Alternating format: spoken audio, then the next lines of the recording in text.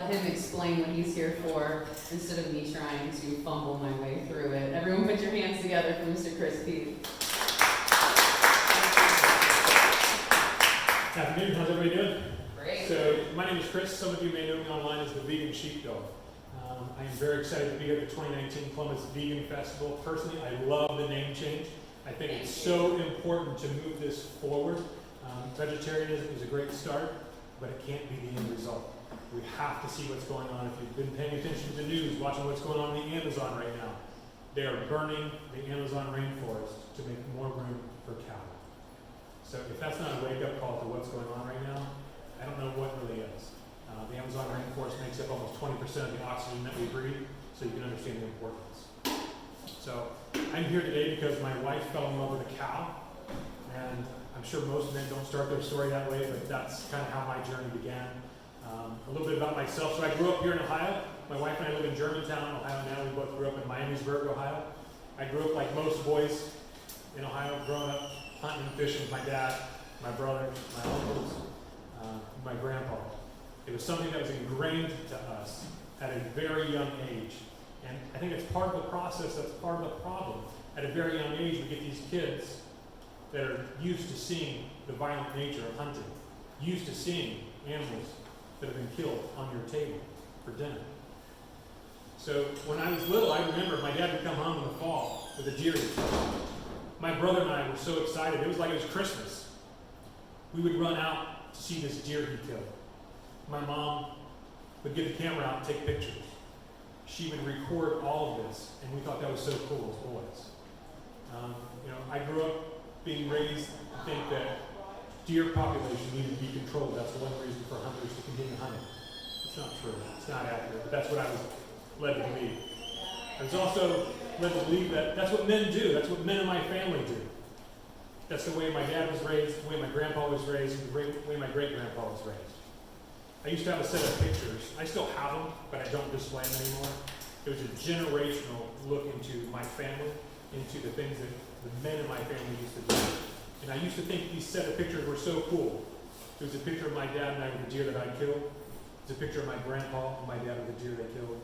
And a picture of my great-grandpa and a deer that they killed. Now it's very painful to look at those. It's changed my perspective of how I look at not only hunting, but animals in general. Just a couple months ago, we were cleaning out a footlocker that belonged to my grandpa. It was his from World War II. I've had it since I was a kid. I've always used it to store keepsakes and odds and ends in. My wife found this yellow envelope, and inside it, it had my name and address on it from when I was a kid. I opened it up and looked at it. It was a certificate of completion for a hunter safety course here in Ohio. I kept that thing for 29 years because that's how important hunting was to my family. That's how ingrained it was from generation to generation to generation. I remember my brother and I taking this course. We took it at the VFW in Kettering, Ohio. I was so proud to be done with that course because that meant I could go out in the woods with my dad. I could carry my own firearm, and I could kill an animal on my own. To this day, I remember the first time I ever took an animal's life. I was hunting. We have some family friends that have some private property. I could walk you directly to where the tree was. I was carrying my grandma's 410 shotgun the first time I went squirrel hunting and took the life of an animal by myself. So it's not something I'm proud of, but I don't hide it from anybody because we all have pasts, we all change. I use it as a tool, not a crutch. I use that to bridge the gap to talk to other farmers, hunters, and ranchers who we have to reach. Now, like most men, if you're yelling at me, I don't care what your message is. I'm not listening. I think it's so important to understand if you're calling hunters murderers, killers, yes, that's what they're doing. But if you start the conversation with that, they're not going to listen to what we have to say. So I can use my history as a tool to reach these men, to try to get them to do what I have done, have changed my perspective of how I look at animals. I was raised to believe that animals were here for us, for our use, whatever that use may be, instead of them being here with us. So thankfully, because my wife fell in love with a cow, that's how my journey started. So we grew up in the same community. We grew up in an area where we were raised that you're supposed to eat meat to be big and strong, consume dairy. It was important for our health. Later we find out that's not true.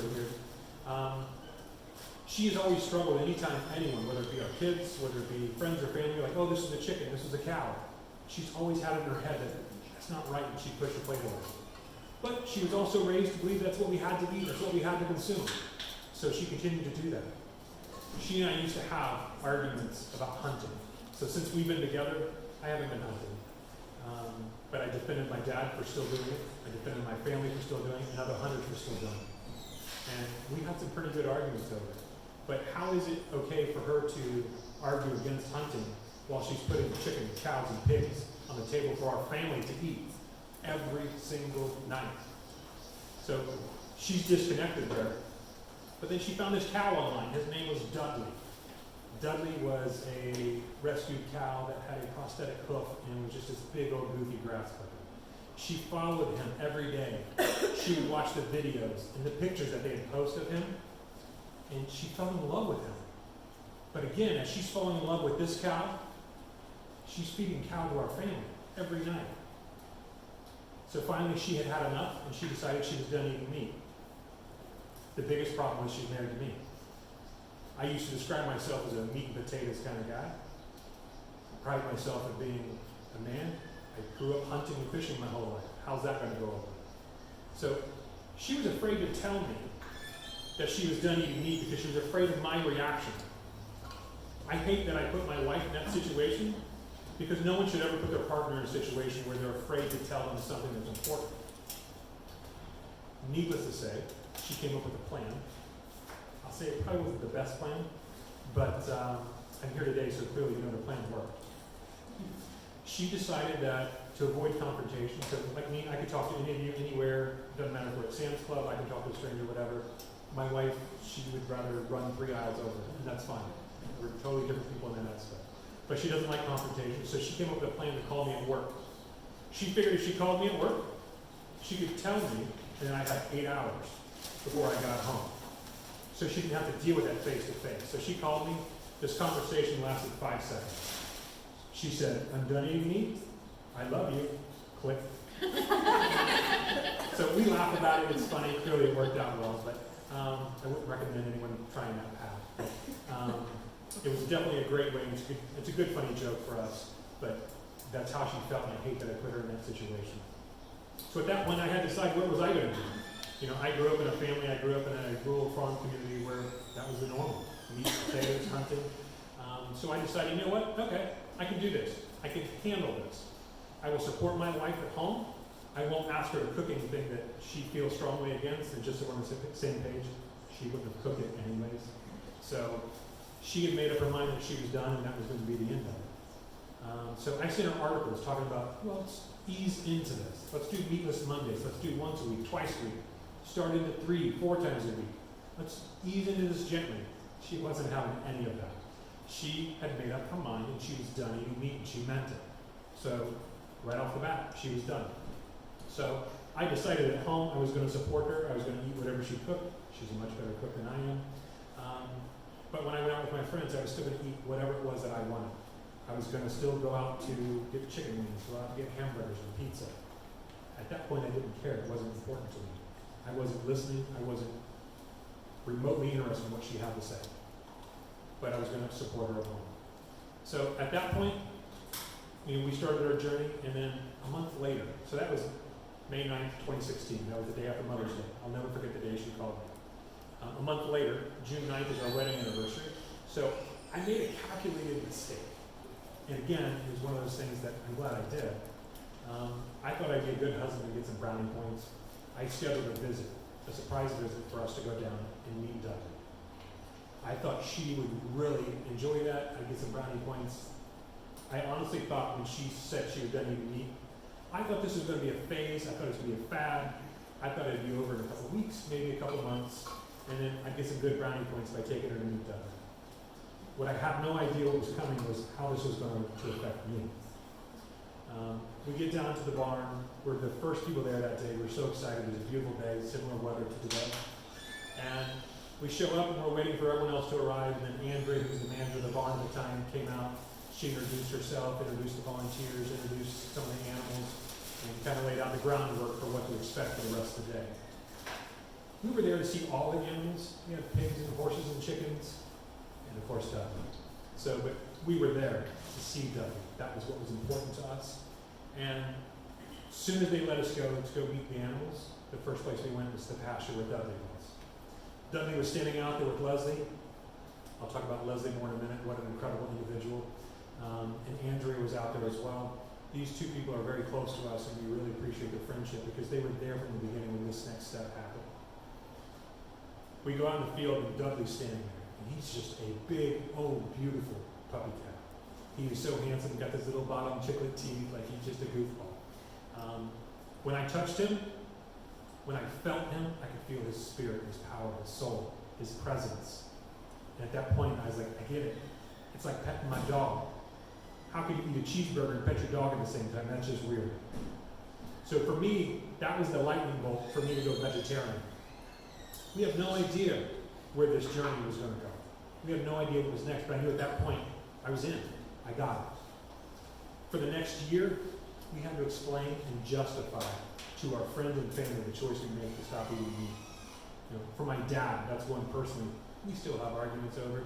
He's come a long way, and just so we're on the same page, I don't blame my dad. It's how he was raised. It's how his dad was raised. It's a generational thing that he didn't have anyone to open his eyes to look at things differently. Thankfully, I did. Thankfully, my wife was strong enough to do this. So, my goal this year, my dad still is intending on going out and hunting this fall and killing a deer. My goal this year is to continue to share my story with him and to share my story with others to get him not to do that this year. That would be a huge win if I could get him to think about what he's doing, to think about not going out this fall and killing a deer. So over the next year, we changed our lives. We turned things upside down, and we have 7 kids, so we're a little bit of a Brady bunch. My wife had 2 sons from a previous marriage. I had 4 daughters from my previous marriage, and we have a little boy together. And so it's never a dull moment. But the kids adopted to it incredibly well. As soon as we started to explain to them why, they understood. They got it. A year later, we returned to the barn to meet Dudley again, and this time we brought 6 of our 7 kids. They were so excited. We also brought my wife's mom and dad. We brought my mom and my stepdad because we wanted them to see and understand why we made our change, what allowed us to change our perspective. And again, we had another wonderful day. It's absolutely incredible. We got to see all the animals again, and of course, Dudley. He was the star of the show. So towards the end of the tour, everyone else was in the barn down looking at the horses, and I noticed that Dudley had his head hanging out of his stall. And I was like, I'm going to go down there and talk to Dudley. And so I walked down there, and I'm having a conversation with Dudley. No one else is around, or so I thought. And so I'm scratching his chin. And Dudley loved to have his chin scratched, and I put my forehead on his forehead. And I made him a promise. I promised him that I was going to do everything I could to fight for animals for the rest of my life. It'd be great if there was a day that came we don't have to stand up and speak for them. It'd be great if other people wake up and we don't have to be out here all the time sharing this. If it was just normal to be kind to animals. And while I'm doing that, there's 2 things I didn't realize. One, Andrea was watching. And she caught a picture of my forehead on Dudley's forehead. And it's one of my favorite pictures that I have. It's one of the favorite pictures that don't include my wife and my kids. It's something that means a lot to me because he was important to me. The other thing I didn't know, that was the last time we'd see Dudley. 2 weeks later, he had to go to UT Medical Center. He had complications from a medical procedure and he passed away. That was very hard for us. It's still hard, but for anyone that knows who I'm talking about, they know exactly how special Dudley was. The power and just the spirit in him, and I'm always going to carry that with me. So a few months later, we started visiting different sanctuaries. We started meeting new friends and making new acquaintances. And people were like, you should share this story because it's not the normal story, especially coming from Ohio, where a former hunter decides, I'm going to stop eating animals. So I did. I started a page called the Gentle Sheepdog. That's how I started at first because we weren't vegan yet. I started sharing that, and I created that name because I thought gentle, being kind, and compassionate to animals was important. Sheepdog because I'm going to defend my family, my flock, my herd, at any cost, anywhere I am. And so I thought that was nice, but I had no idea where this was going to lead. Once you start making these changes in your life, you start down this rabbit hole, you find more information, you find out what you can and cannot accept, And it finally got to a point where we could no longer accept dairy and eggs in our family. So they talk about the meat industry, how cruel it is, how they slaughter these animals. We can have a separate argument or discussion any other time. I would put up a strong argument that the dairy and the egg industry are much more cruel than the meat industry ever wishes it was. So it wasn't until January 13th of 2018 when we had enough. We said, look, how can we argue for not eating animals if we're still supporting the exploitation of these animals through the dairy and egg industries? Didn't make sense to us. So on January 13th, we made the choice to go vegan. A few months later, I went ahead and changed my name from the gentle sheepdog to the vegan sheepdog for two reasons. One, I wanted to have a little more teeth, a little more bite. Two, I wanted people to understand where I was coming from, what my platform was. So when you come to my page, whether you follow me on Instagram, Facebook, whatever the case may be, you know what I'm selling. You know where my heart is. You know what I'm coming from. What I didn't know is how that change might affect someone else. And this gave me a very valuable lesson. We were at an event, and this woman approached us, and she's like, oh my God, you're Chris. And oh my God, you're Becky. And to us, we're Chris and Becky, we're mom and dad. You know? She said, can I share something with you? And she was so nervous. So this lady had traveled from California to Nashville. Her name was Rochelle. I'll never forget this woman. I'll never forget her face in sharing this. It's tough to open up and share something that's personal to you with strangers, people you don't know. It can be difficult. So she says, I grew up like you guys did in Wyoming. My family hunted. My dad was a hunter. My brothers. We ate meat and dairy every day. She said it wasn't until I connected at a sanctuary and met a pig that I could no longer eat pig. So she met a cow. She could no longer eat cow. She met a chicken. She could no longer eat chicken. She kept making these connections, and each animal she crossed off the list. I can't eat those. Those are my friends. So she was following the gentle sheepdog, and she was so excited by that. She loved our page because she connected on a level that we grew up the same way. Then one day, she looked for the gentle sheepdog, and it was gone. She didn't know what happened. She said, oh no. But luckily, she searched one more time for just sheepdog, and she found the vegan sheepdog. She found this page and said, oh, there they are. And then the light bulb went on. She said she always considered herself a kind, compassionate person. But how can I be considered a kind, compassionate person if I'm supporting the dairy and egg industries? And that's when she went vegan. So she shared that with me. She cried, I cried, Becky cried, we were all crying. And people walking around not knowing what was going on, probably like, what is wrong with these people? Whatever. We really enjoyed it, and I really appreciate her sharing that and opening her heart and sharing that with us. So what I've started to do, I want to encourage everyone. It's important to share your story, to share your journey, because you have no idea how your story might relate with someone else, how it's going to resonate in someone else's life. We all go through struggles. We all have victories, and of course, you'll see lots of people's pages, like the picture-perfect Instagram, Facebook life. You don't know what's going on behind that. So you have no idea. Something you might post might affect somebody else over here, and vice versa. Your story may not reach the masses, but if it reaches one person, is it not worth it? If one person doesn't look at making changes for the things they're doing in their lives, is it not worth it? To me, I think it is, and that's one of the reasons why we continue to share our story. Everyone will connect with someone along the way. We all go through struggles. It's just one of those things I felt important to do. So now that we became vegan, we started to experience different things from all the health benefits. We rescued a cow out of slaughter.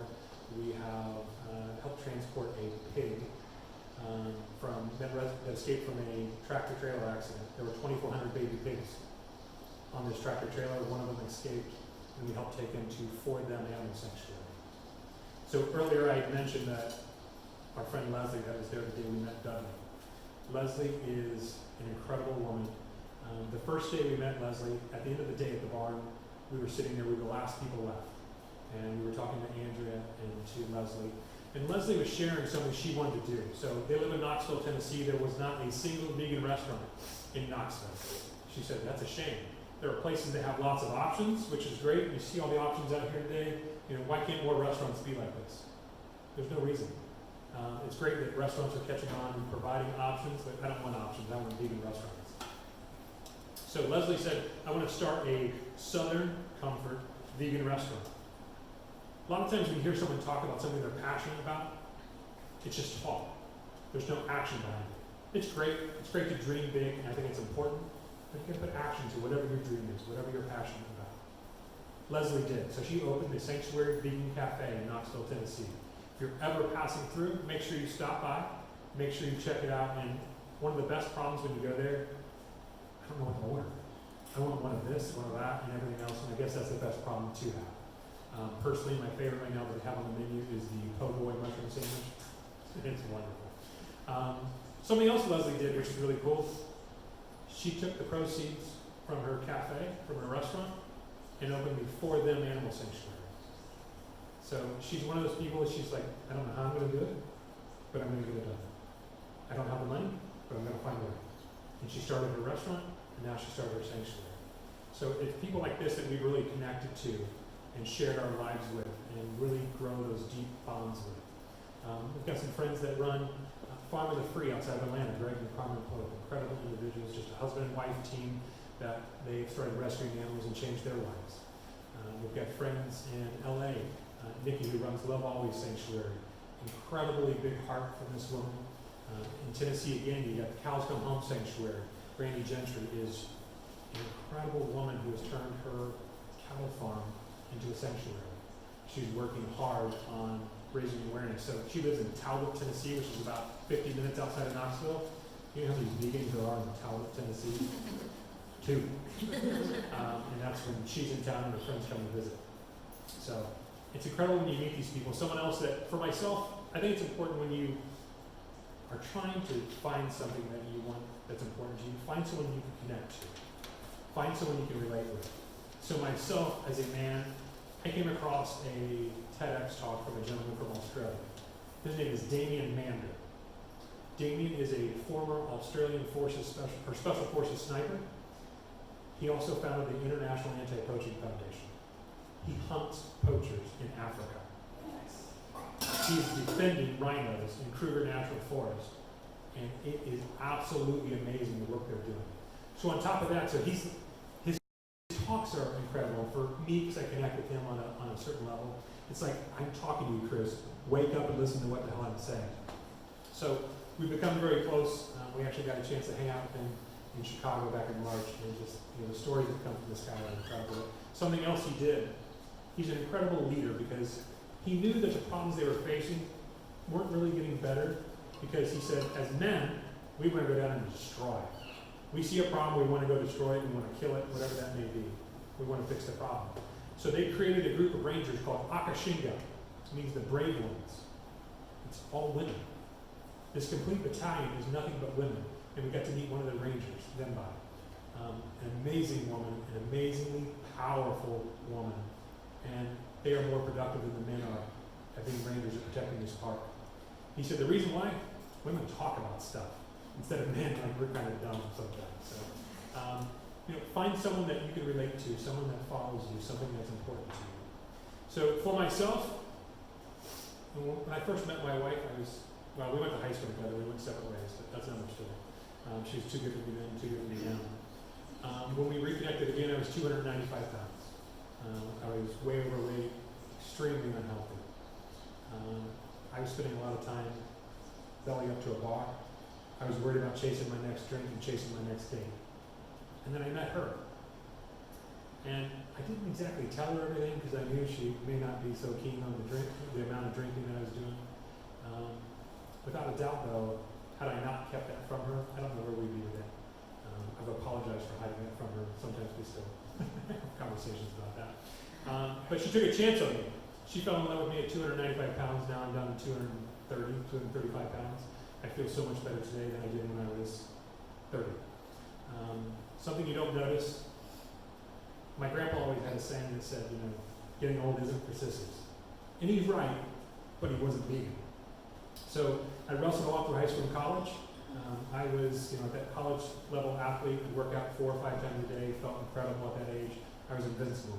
And then after college, I go from working out 4 times a day to 4 times a year, eating fast food 3 times a day. And at one point, I was probably 315 pounds, which is grossly unhealthy for anybody. Since we've been on this, we've really been focusing on there's a misconception as far as a vegan diet and a whole food, plant-based diet. Vegan diet is wonderful because animals aren't suffering because of it. However, we're still suffering because of it too. There are lots of things out there. If you lived on Oreos and Lay's potato chips, you're not going to be a very healthy person. So here recently, we've really been focusing on a whole food plant-based diet, and the things that I have felt have been incredible. One of them, so at Russell in college, I've had my right knee scoped 4 times. My knees always ached, and I just thought, I'm 35 at this point. I'm pushing 40, and I just thought that was part of getting old. I thought that was just what we went through, and I just kind of dealt with it. I had arthritis in my hands, my joints hurt all over. Little did I know that consuming meat and dairy causes inflammation in your bones, muscles, connective tissues, and organs.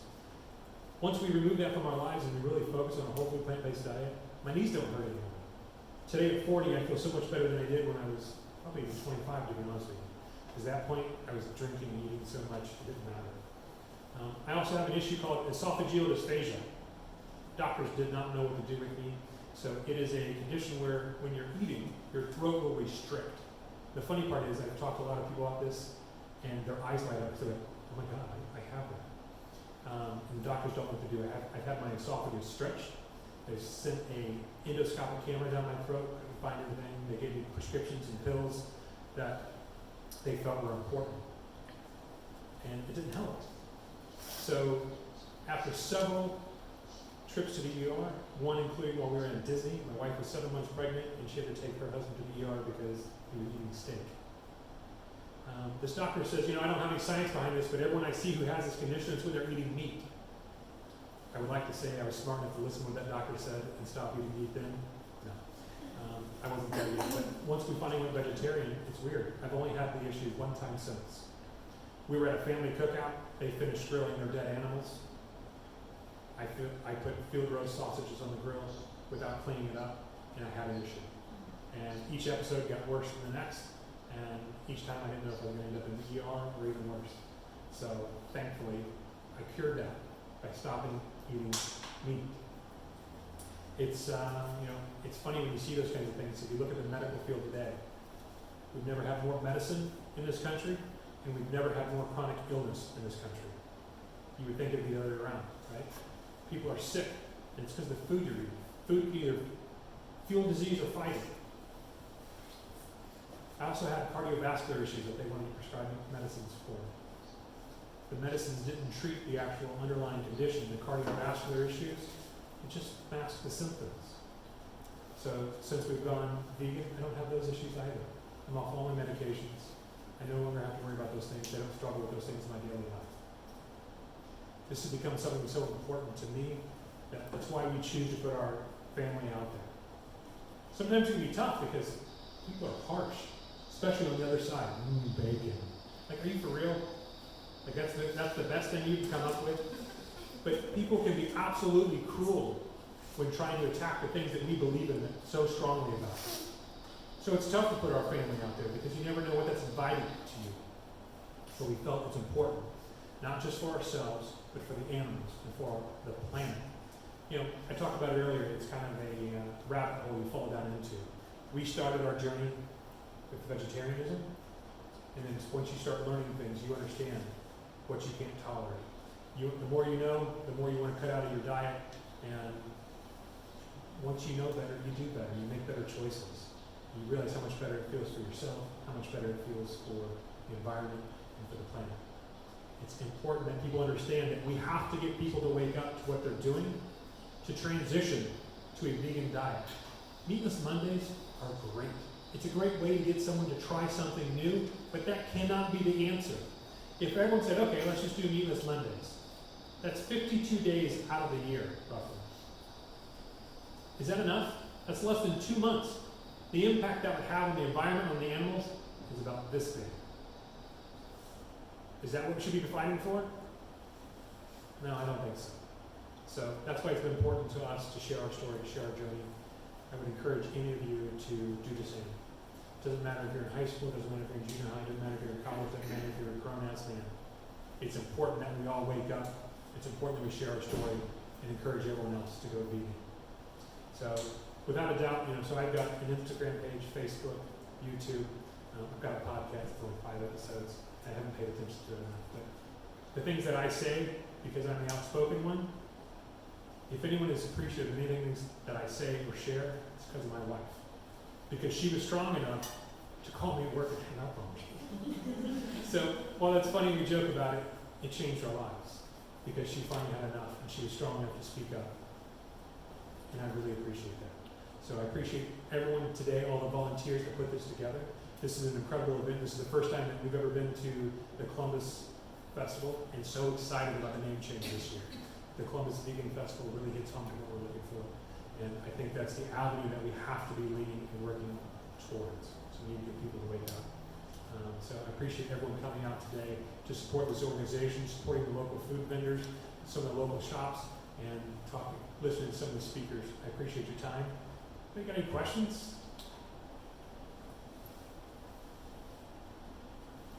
No? All right. I have a question. Yes, ma'am. What do you say to people that, the people that always talk about the cons of being vegan, like the vitamin deficiencies and all of that kind of thing? Okay, so like vitamin B12, it doesn't come from animals. It's a microbe that grows in the ground. The animals happen to have it because they eat stuff on the ground. So for us, they're not getting it if they weren't eating animals anyway. And I'm not really going to take dietary concerns from someone eating a big and down your diet. Anybody else? Yes, ma'am? How do you approach with your friends, trying to influence them, like your really good friends that aren't vegan? Do you try to influence them, or do you just go about your business and what they see? I do approach them. The guys I work with, they know full well what my diet consists of. And I like to lead by example. You know, back to my point, if you're yelling or screaming at someone, they're probably not listening. So I try to encourage them to try new things, try to encourage them to sample new things. I do try to encourage them to look at things differently, and I'm not shy about much of anything. So I have no problem telling my friends if they're talking about, oh, I had bacon this week, and I'm like, that was a 6-month-old baby pig. And then I might walk on by. You know, you just let that seed sit and marinate a minute, and you're like, oh, that's crappy. We've lost friends over it though too. We've lost friends. A good friend of mine, I thought we would have been friends forever. We were friends for almost 15 years. He reached out to me and said, hey, I don't agree with where you get your protein from. I can't follow this anymore. I don't want to see this stuff on my feed all the time. I said, okay, no problem. There are some people we're not going to be able to reach. There are some people it's so ingrained and they just want to watch the world burn. That's the truth. You know, there are some people that are on the fence that will at least listen to what you have to say, and you can see that. I feel like a pretty good judge when I'm reading someone and talking to someone. If they're at least listening to what I have to say, I'll be happy to have a conversation with a hunter, with a farmer, with a rancher. But it's those people when they start telling, well, animals are here for us to eat. I'm not going to waste my time at that point. I try to focus on not looking at the negativity. Yes, ma'am. Yeah, but what about the Bible says thou shalt not kill? What about that? Yeah, there's lots of people that use that book to defend their point. And the first thing I do, I reference them to Genesis 1:29 Right. in the beginning. Right. So in the beginning, it was Adam and Eve in the Garden of Eden. Man was kicked out of the Garden of Eden. They weren't eating animals in the Garden of Eden. They weren't eating animals until sin. You know, in the Bible, it doesn't address. And they blame the apple, I know. They blame the apple, which isn't the apple's fault. They were told not to eat from the tree. So, you know, in the Bible, the people that want to use that defense, they talk about Noah was told by God that he could start eating animals out of necessity. Well, we're way past necessity, so stop doing it. So, yeah, it's a great point. You know, there are lots of people that hide behind whatever excuses. But how do you get past that when they say that? Some people can't. Some people, they're not going to listen. Harold? Could I? I'll show you my answer to that. I see it in the mirror. Go ahead. Oh, my brother is an evangelical minister, and this has always been a problem. And one day we were talking, and he was giving me a hard time, and he always uses scripture. When he runs out of good reasons, he starts throwing scripture at me. So I go, it just came to me. So is it divine inspiration? I don't know. But what came to me was, I said, wait a minute, bro. think of it this way. In Eden, what was that? You know, it was a perfect world. Nobody wanted for anything. Everybody was happy. No one harmed anyone else. I said, that is a vegan utopia. That's what vegans are. He said, that's how you think of us. I said, that's what it is. And then you've got the two falls of man, and then after the second fall with Noah, he said, God didn't actually give permission, if you read the Greek. He didn't give permission, he just gave in it. He said, okay, you need to do this on necessity, and he did.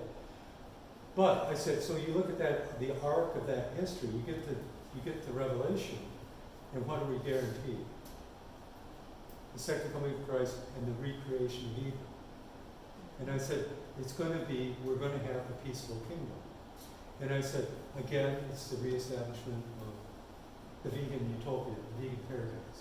I said, so as a Christian, wouldn't I want to try to live, as imperfect as it will be, to live my life to the highest intention that God had for us, which was Eden, which is to come, instead of giving into the barbarity of our history in between?